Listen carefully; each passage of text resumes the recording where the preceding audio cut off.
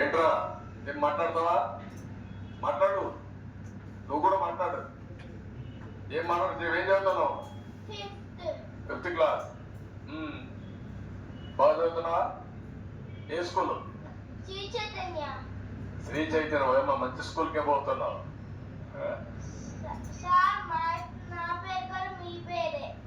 ఏం పేరు? చంద్ర ఆదిత్య.